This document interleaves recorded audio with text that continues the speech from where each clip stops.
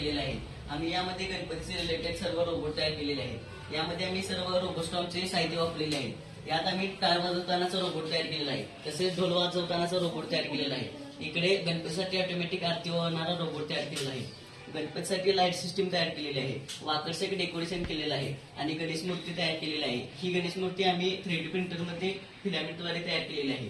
हे सर्व आम्हाला करण्यात आमच्या शिक्षिका जंगम मॅडम यांचे मार्गदर्शन लाभले।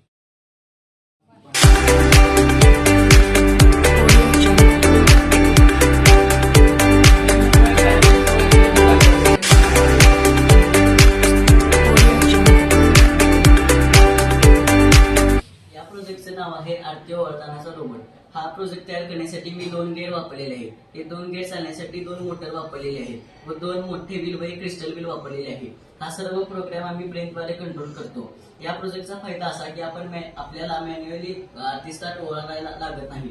आणि हा दुसरा प्रोजेक्ट आहे ऑटोमॅटिक टाळ व ढोल वाजवणारा रोबोट। याही प्रोजेक्ट मध्ये आपल्याला मॅन्युअली टाळ व ढोल वाजवायला लागत। आता या प्रोजेक्टचं मी तुम्हाला वर्किंग दाखवतो।